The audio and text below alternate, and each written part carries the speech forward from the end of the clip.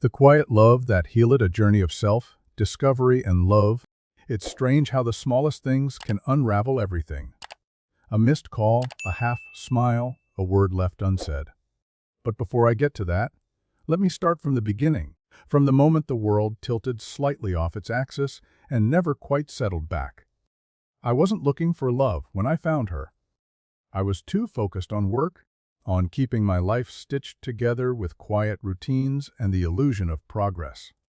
My world was spreadsheets, emails, and microwave dinners eaten while the news played in the background. There wasn't room for anything else, or so I told myself. But then she appeared, or rather, returned. We had known each other in school, not close, not even friends really, just faces that passed each other in the hallway. Her name was Vera. I remembered it not because we had shared anything memorable, but because she had a way of moving like she carried music with her, like the world played a different soundtrack when she walked through it. So when I ran into her on a rainy Tuesday outside a bookstore I rarely visited, I felt something click. Not love, not even attraction, just curiosity. A nudge from the universe that whispered, "Watch this." Till we started talking, and it was easy. Too easy, almost. She told me she was between jobs, thinking of going abroad, maybe doing something with art, maybe not. I told her I was drowning in work, half joking, half pleading for rescue. We shared coffee that turned into wine, stories that turned into secrets, and suddenly I was seeing her every other day, then every day. There was no grand declaration, no confession under the stars. It just became obvious that she was there, and so was I, and that was enough. At first, being with Vera was like standing in the sun after months of winter. She noticed things, how I fidgeted when I was lying, how I hated silence but feared noise, how I always watched people more than I listened to them. She noticed everything, and I noticed her noticing, and it made me feel known in a way that was both comforting and terrifying. We fit, not perfectly, but interestingly, like puzzle pieces from different sets that somehow locked together. And for a while, that felt like magic. We moved in together after 6 months. Too fast, maybe, but everything with Vera felt like a decision made by instinct, not logic. Our apartment was small, cluttered with her canvases and my books, smelling always of paint and coffee. She liked to work at night, which meant I often fell asleep to the sound of her brush-tapping glass jars or soft curses when something didn't turn out right. I didn't mind. In fact, I loved it. The chaos of her made my quiet feel less empty. But love isn't just about magic. It's also about timing and compromise, and 1,000 invisible threads that either pull you closer or quietly begin to fray. The first thread snapped one evening when she asked if I'd ever leave this city. I said no, too quickly. She didn't argue. She just looked away, and something flickered across her face like a light bulb dying. I didn't notice it fully then. I thought it was just a mood. But moods are often messages we ignore until they become patterns. Over the next few weeks, small things started to shift. She stayed out longer. I worked later. Our conversations became practical, stripped of the poetry they once held. We talked about groceries and bills and who left the sink full of dishes. And yet, I still believed we were fine. I thought this was just what happens when people settle in. The honeymoon fades, the real life begins. I didn't realize that what I saw as real life, she saw as slow erosion. One night, I found her crying in the bathtub. Not sobbing, not even sniffling. Just silent tears that streamed down her cheeks while she stared at the ceiling like it was trying to tell her something. I didn't know what to do, so I sat on the floor next to her and asked what was wrong. She didn't answer. She just said, "You don't see it, do you?" And I said, "See what?" And she shook her head like I was missing the entire point of us. She dried off, went to bed, and didn't touch me that night, or the next, or the one after. We became polite, like roommates who once shared a secret and then misplaced it somewhere between laundry day and the trash schedule. I tried to fix it the way I fixed work problems. More effort, clearer communication, a better schedule. But love doesn't work like that. You can't Excel sheet your way back into someone's heart. And Vera wasn't angry. She wasn't cold. She was slipping. Slowly, gracefully, like a boat unmoored from its dock, drifting quietly away while I stood on the shore pretending the tide wasn't real. Then came the evening that rewrote everything. A Thursday, quiet and gray. I came home early with Thai food, thinking maybe dinner and a movie might stitch something back together. But the apartment was empty. A note on the table. Not a dramatic goodbye. Just, I need to breathe. I don't know who I'm becoming here. Please don't try to stop me. That was all. No name. No, love, Vera. Just ink and absence. I sat at the table for hours, reading it over and over, as if repetition could change its meaning. It didn't. The weeks that followed blurred. I kept working, kept eating, kept sleeping. But something in me had unraveled. Not just because she left, but because I hadn't seen it coming. I had loved her with everything I thought I had. But maybe I didn't have enough. Or maybe I had loved the idea of her more than the reality. I started walking in the evenings, retracing places we had been together. The bookstore, the little park with the rusted swings, the cafe where she'd once painted napkin portraits of everyone around us. I didn't cry. I just felt hollow, like someone had turned down the volume on my life. Then, out of nowhere, she called. I almost didn't pick up. But I did. Her voice was calm, distant. She asked if I was okay. I lied and said yes. I asked if she was coming back. She said no. But not because she didn't care. Because she had found something. Or rather, lost something and was trying to find it again. Herself. That's what she said. I lost myself with you, and I don't blame you for it. But I need to find me again. I said I understood, even though I didn't. I wanted to tell her I could help, that we could find her together. But I knew that wasn't true. Sometimes love isn't the answer. Sometimes it's the question that forces you to look at who you really are. After the call, I sat by the window until morning. The city didn't pause for heartbreak. It kept breathing, honking, flickering, moving on. And I realized I would have to move on too, not away from her but towards something else. Not healing, not yet. But at least understanding. Because love doesn't always end with a slam or a scream. Sometimes it ends with a whisper and a note left on the table. And sometimes that's the quietest kind of devastation. They say grief comes in stages, but whoever said never factored in the peculiar grief of losing someone who's still alive. Vera wasn't gone in the way death steals people. She was just elsewhere. Somewhere I could reach if I wanted to, but shouldn't. That made it worse. Her absence wasn't complete, it was ambiguous. Her name still echoed in my phone's contact list, in group photos with mutual friends, in unfinished conversations on an app I couldn't bring myself to delete. And so began a new kind of routine, one shaped around avoidance. I stopped visiting the bookstore. I changed my grocery schedule. I even rearranged the apartment furniture, as if shifting a couch could shift the weight pressing on my chest. But memory is a stubborn thing. You can erase all the surfaces, yet her fingerprint remains, oily and invisible, until the light hits it just right. Weeks turned into months. Work became a dull rhythm again, and I threw myself into it not out of ambition, but as a means to fill hours I no longer wanted to be present for. I went through the motions. Ate, slept, worked, repeated.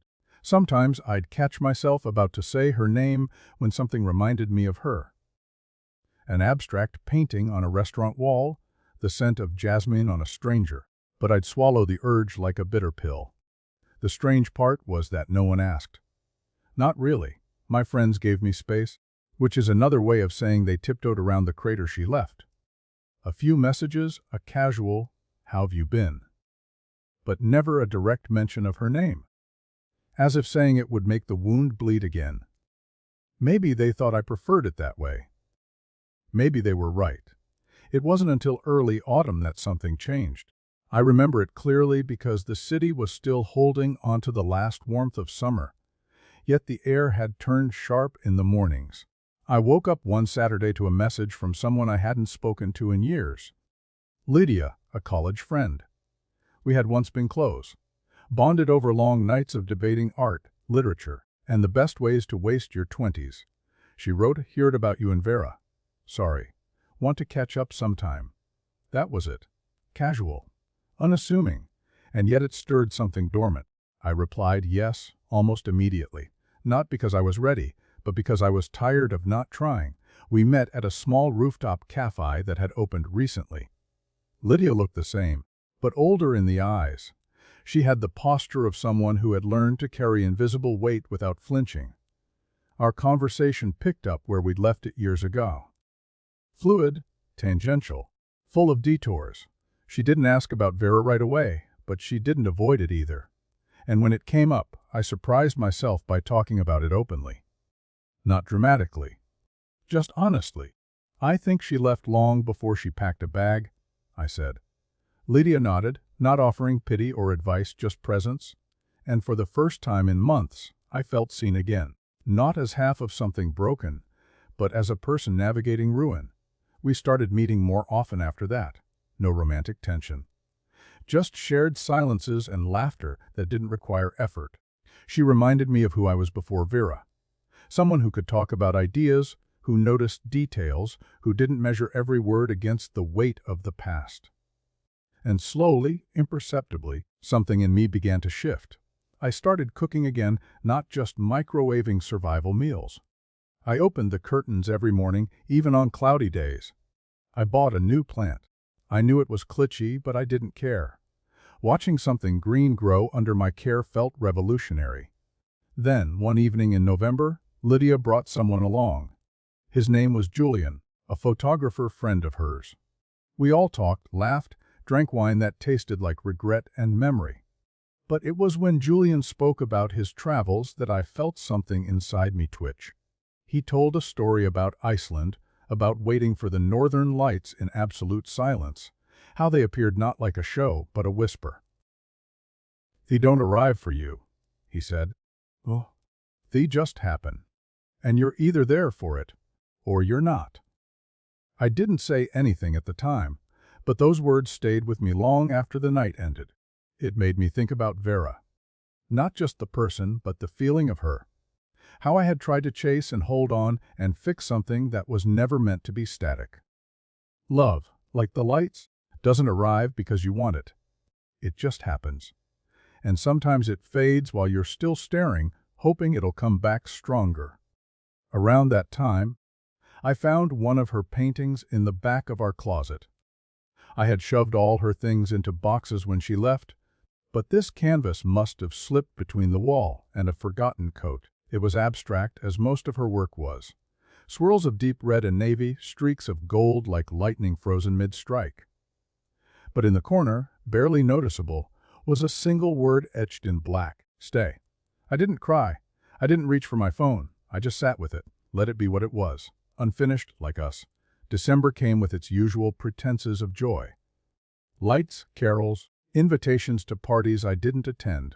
I spent Christmas alone, not out of sadness, but out of clarity. I didn't want noise. I didn't want distraction. I wanted honesty. And in that silence, I wrote her a letter. Not to send, just to write. It wasn't long. Just a page of things I hadn't said, like, "You were the first person who made silence feel full, and I never learned how to make room without shrinking myself." I folded it, placed it in the same box where I kept old photos and keepsakes. That was enough. It had to be.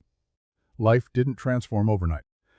There were still days I woke up and reached across the bed before remembering. Still songs I couldn't listen to without flinching. Still shadows in places I hadn't expected. But I stopped waiting for her shadow to leave. Instead, I made space for it. Not to linger, but to remind me. Of the beauty, the etch, the lesson. She had been both fire and smoke, light and mirror. And in the wreckage, I found fragments of myself I didn't know I'd lost. Then came New Year's Eve. I almost didn't go to Lydia's party. I had already come up with 3 excuses by the afternoon. But something, some quiet defiance, pulled me there. Maybe it was curiosity. Maybe it was exhaustion. The apartment was warm, filled with people laughing too loudly, hugging too tightly, as if trying to glue the year back together. I saw Julian again. We talked, this time more deeply. about mistakes and chances and what it means to move forward without pretending the past didn't matter.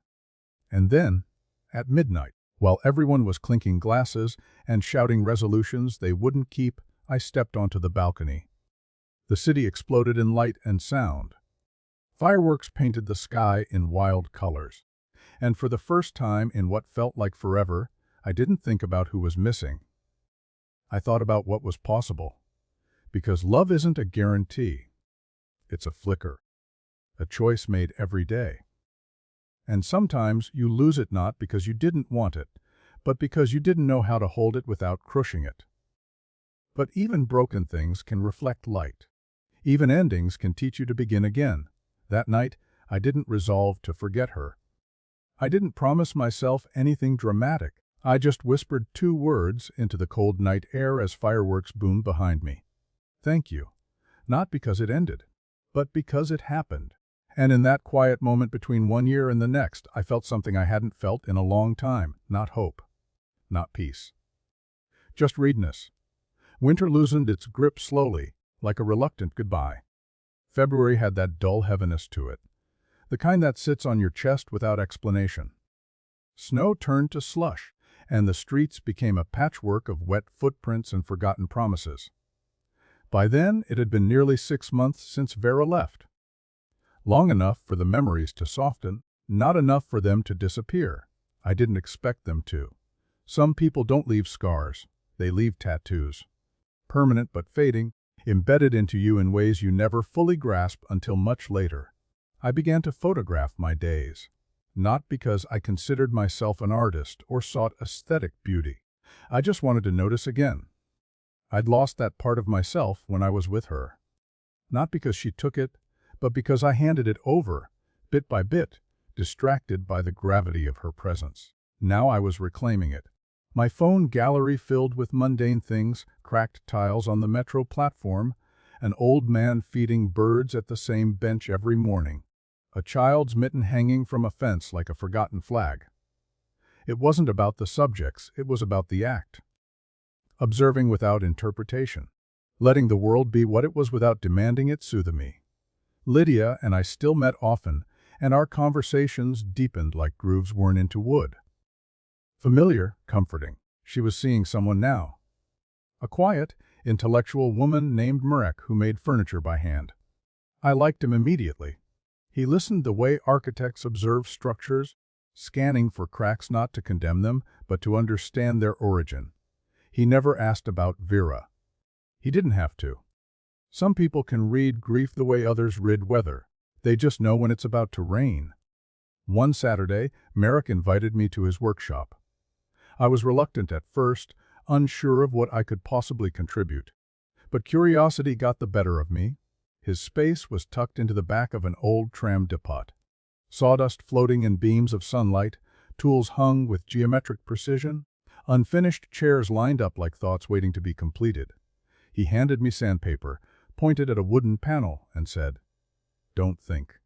Just smooth." That's exactly what I needed. Hours passed unnoticed. We didn't talk much, just worked side by side, and for the first time in a long while I felt grounded. Not healed. Just real. That night, I dreamed of Vera. It wasn't a sad dream, not like the others. We were on a train, moving through a blurry landscape.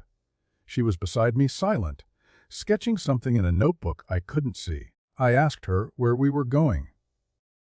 She didn't answer, just smiled in that quiet, distant way she used to when her mind was elsewhere. When I woke up, the image clung to me. I didn't try to interpret it. I just let it linger like fog. Spring arrived tentatively, like someone knocking on a door they weren't sure they had permission to open. The city bloomed, as it always did, indifferent to human timelines. With it came change. I started sleeping better, laughing more. Not the loud, performative laughter of trying too hard, but the quiet kind, the kind that bubbles up when you're not looking. I met someone too. Not through Lydia, not through apps, but by accident, at a bookstore that hosted poetry readings. Her name was No. She wore glasses with cracked frames and mismatched earrings, and she spoke in metaphors even when she wasn't trying to be poetic. Our first conversation began because I dropped a book I hadn't intended to buy. She picked it up and said, "That one's heavy." Not in weight, in memory. I smiled, surprised by the ease in her voice. We talked for over an hour. About authors, cities we wanted to visit, music that made us cry for no reason. I didn't feel sparks. I felt space. We started seeing each other regularly. Coffee after readings, long walks through parts of the city I'd never bothered to explore. Noah was different from Vera in every way. Where Vera had been chaos wrapped in velvet, Noah was calm wrapped in curiosity. She asked questions slowly, like she was savoring the answers before they even came. I never felt I had to impress her. With Vera, I had always felt a step behind, like I was catching up to someone already halfway through her next life chapter. With Noah, I felt still, not stagnant, not stuck, just still, in a good way. But it wasn't perfect. The first time I stayed at her place overnight, I found myself lying awake at 3 a.m., staring at the ceiling, wondering what Vera would think. Not in a jealous way, not in comparison, just wondering. Grief is strange like that.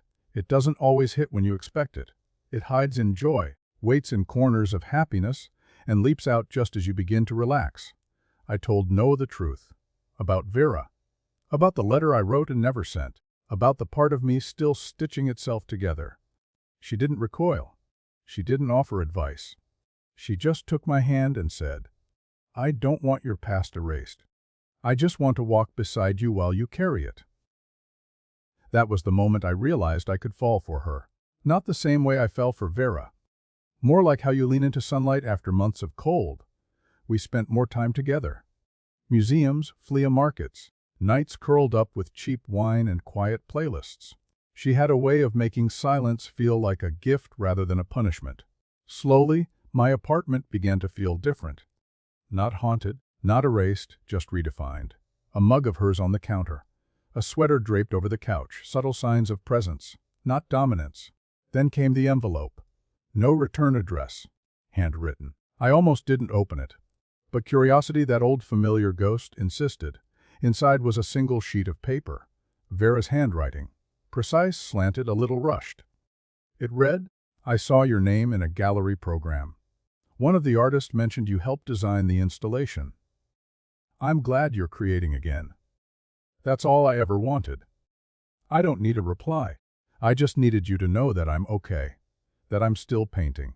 That I carry you kindly. I read it twice. Then again. There was no sting, no sharp inhale. Just warmth, like finally hearing the last note of a song that had been stuck in my head for months. I folded it gently, placed it in the same box as the letter I had written her.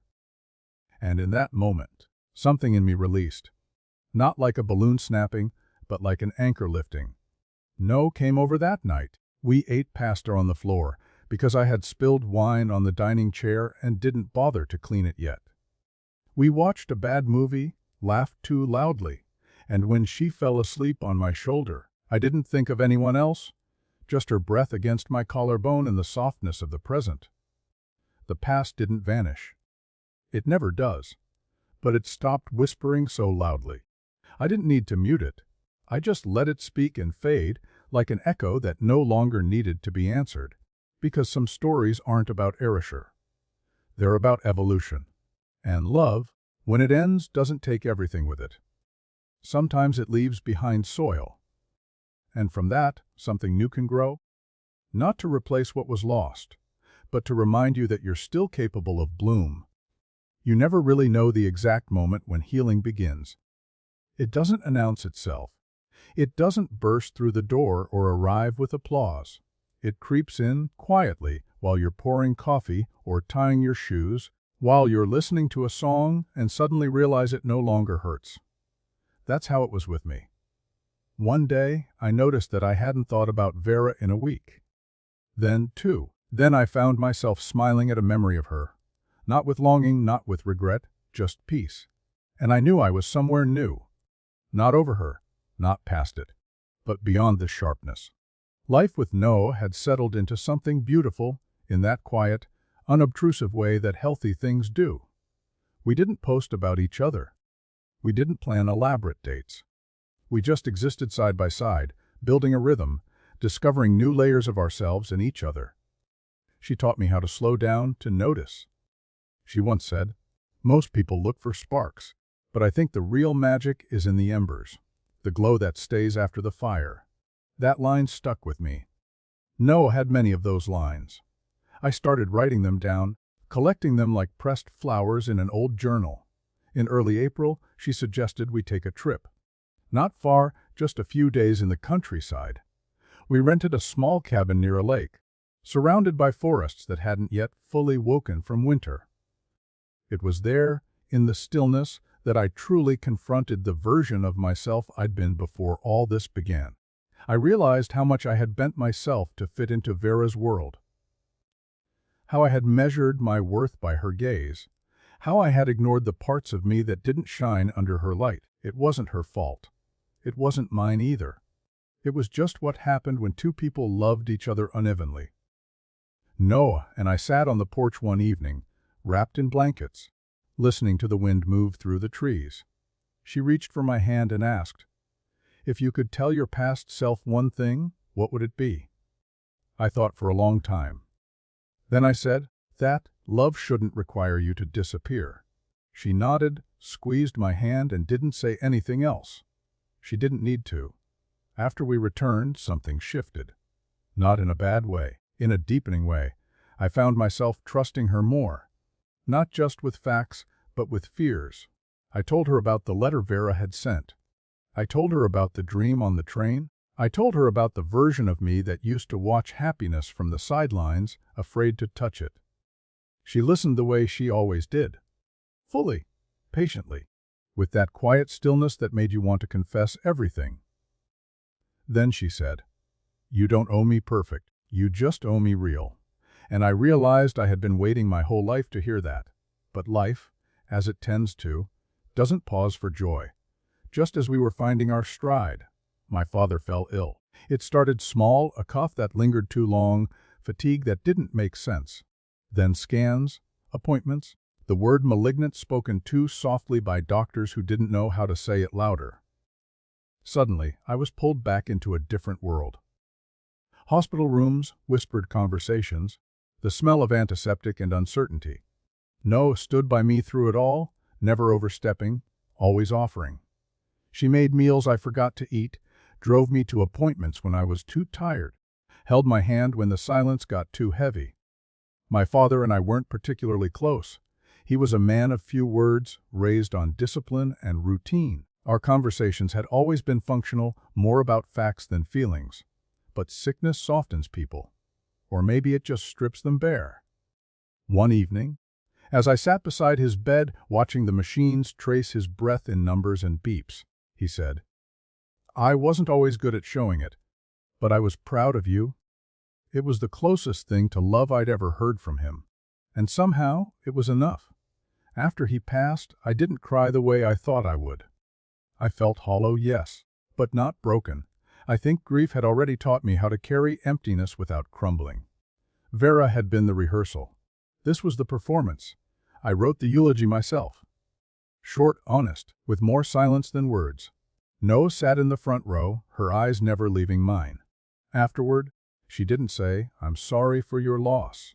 She just took me home and let me sleep for 16 hours straight. The weeks after were a blur. Legal paperwork, the logistics of loss. The quiet vacuum left in routines you didn't even realize were shared. I took time off work. I walked more. I wrote less. I disconnected. No, never pushed. She just stayed nearby, orbiting gently, like a lighthouse.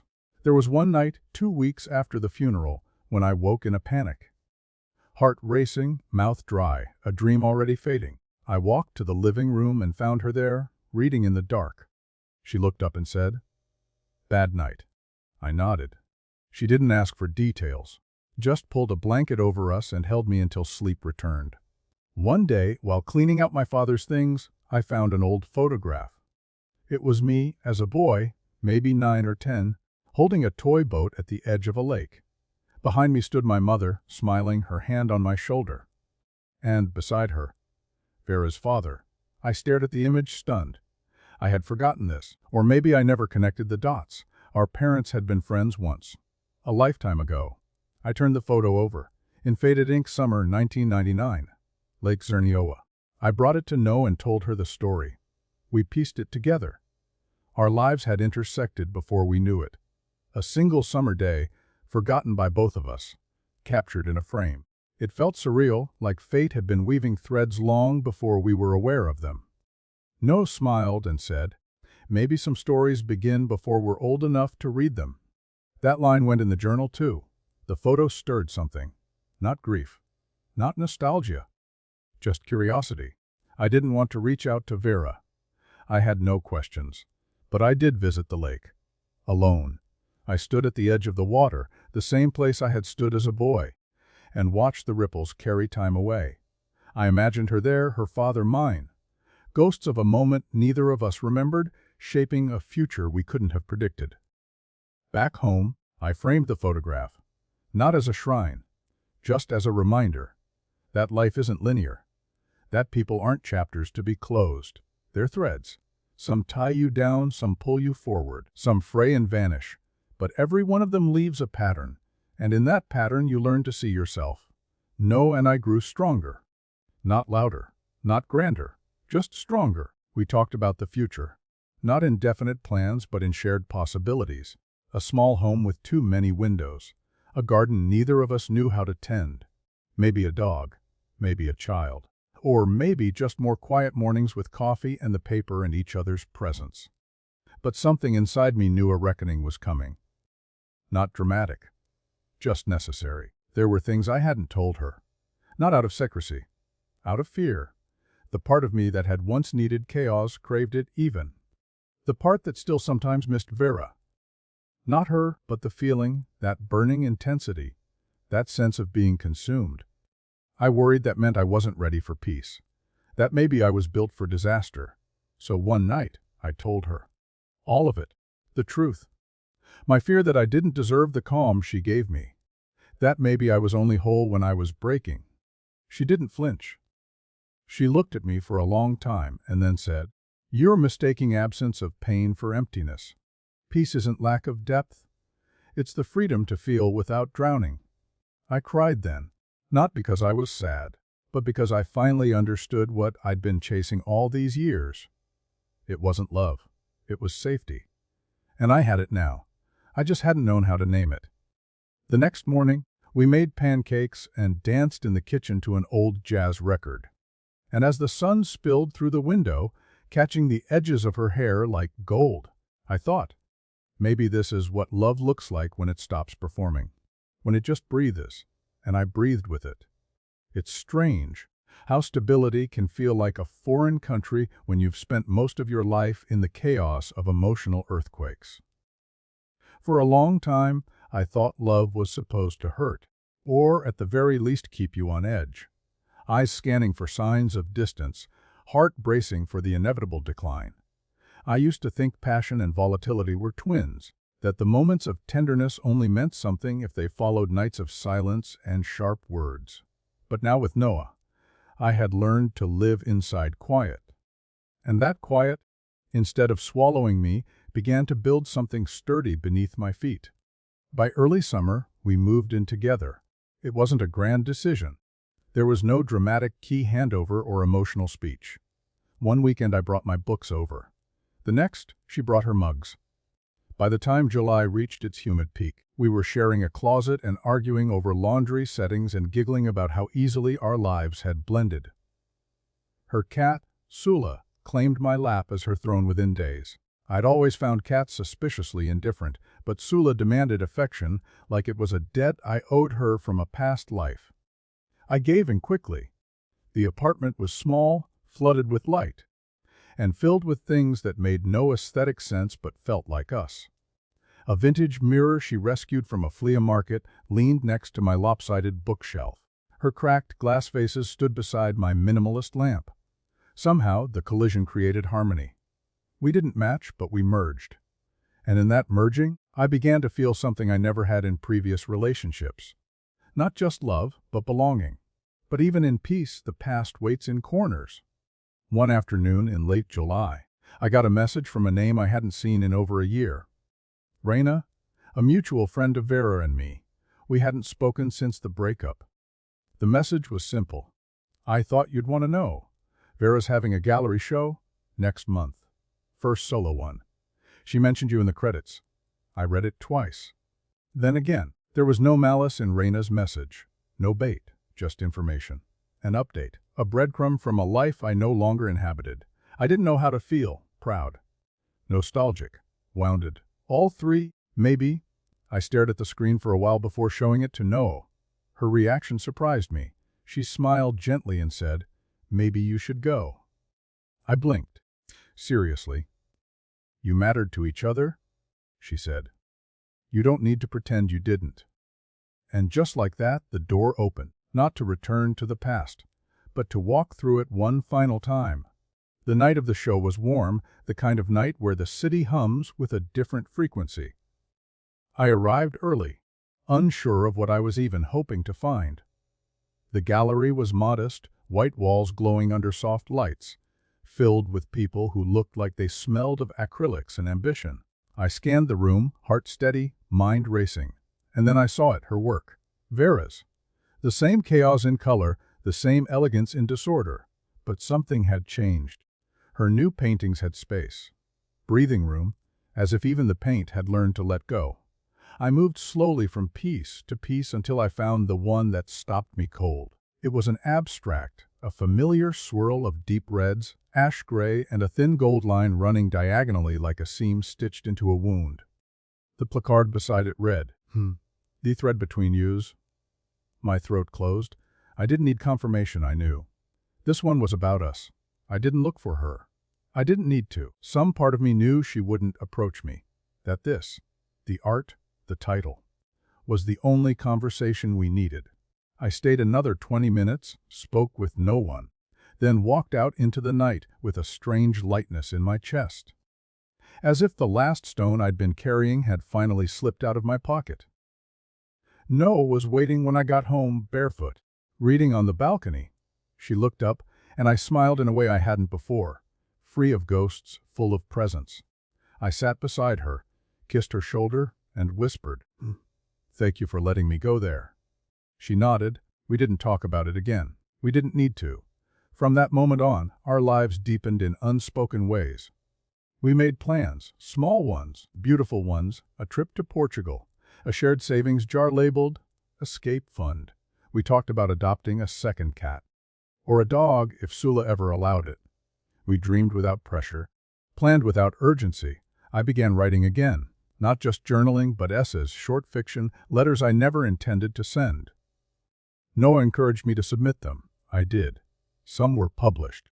One even went modestly viral, a piece about emotional residue titled, "What Love Leaves Behind."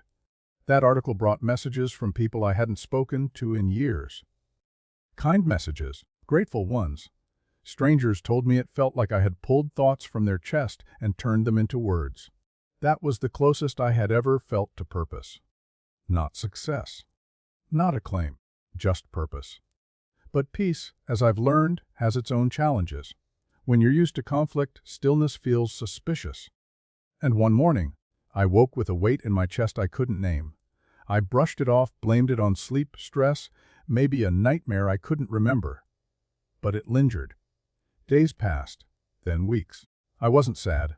I wasn't afraid. I was restless. I didn't tell no right away. I didn't know how.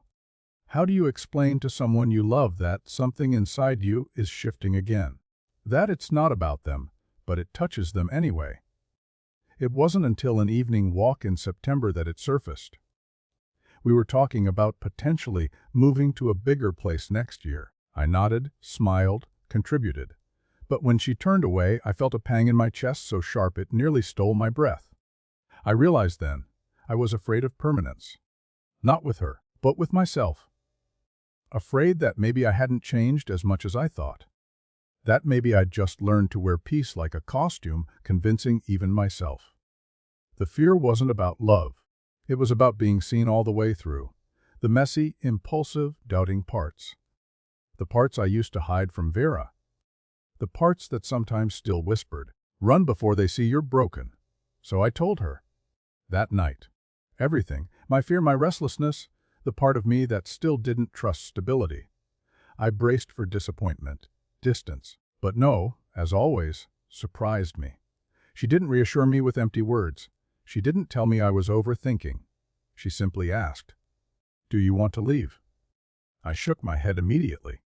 "Then stay," she said. Even with the fear, especially with the fear, and I realized something then. Love wasn't the absence of fear. It was the willingness to share it. To say, "I don't know if I'm enough," and trust that someone will answer, "You already are." October arrived, golden and cool. We spent weekends hiking, collecting fallen leaves, drinking cider from paper cups. Noah carved pumpkins with her usual flair for odd beauty. One had a sideways smile, the other wore a monocle. We hosted a small gathering on Halloween. It was the first time I introduced her as my partner, in front of a group. The word felt right, not flashy, not performative, just right. One night, while reorganizing an old hard drive, I stumbled upon a folder I had forgotten, photos of Vera, videos, snippets of our life together. I watched a few seconds. Then I closed it, not out of pain, but out of contentment. That chapter had been written. I didn't need to edit it, just respect it for what it was. And in that quiet moment, I understood the truth I had been circling for years. Love doesn't need to be dramatic to be real. It doesn't need to burn to matter. Sometimes the deepest love is the one that lets you arrive fully and stay without needing to perform. Sometimes the most powerful thread isn't the one that binds you to someone else, but the one that stitches you back to yourself. And I was finally whole. The years that followed were neither fairy tale nor tragedy. They were something in between. An imperfect melody played softly in the background of everyday life. No grand finals, no dramatic turning points. Just the steady unfolding of a life rebuilt from fragments, threaded together by patience, presence, and quiet understanding. No, and I settled into a rhythm that felt like home, a space where silence was not absence but company. We learned the small language of living with someone, how to share the bathroom without a schedule, how to keep secrets in plain sight, how to say, "I love you," without words. Our love wasn't the firework blaze of youth or the passionate storm of early heartbreak. It was the steady, enduring glow of embers kept alive by care, respect, and vulnerability. I wrote regularly now, not just for myself, but for others who grappled with the echoes of love lost and found. My essays found their way into magazines and online journals. Sometimes, readers would write to tell me their stories, thanking me for giving voice to what they couldn't say. It was a strange comfort, knowing that my own tangled threads could weave into something that helped others untangle theirs. One autumn afternoon, as the leaves outside turned golden and the air smelled of wood smoke, I found myself thinking about Vera, not with pain or longing, but with a kind of gentle gratitude. She had been a part of my story, a chapter that taught me about the limits of love and the necessity of self. Her departure had shattered me, yes, but from those shards I had built something stronger, more whole. The letter she sent me, the one I kept folded away in an old box, had never been replied to. I debated for months whether to reach out. Was it closure I sought, or connection? The answer was both and neither. In the end, I wrote her back, not to reopen old wounds, but to acknowledge the journey we had shared. My letter was brief, thank you, for the light you gave me and the lessons you left behind. I hope your art continues to find the space it needs to breathe. I hope you find yourself again, fully and without apology. And I hope you know you were part of my becoming. I sent it, not expecting a reply. Days passed, weeks. Then one morning, an email arrived. Short, handwritten words scanned into pixels. "I wish you peace, always." That was enough. With No, I planned a life not defined by past pain, but by present possibility.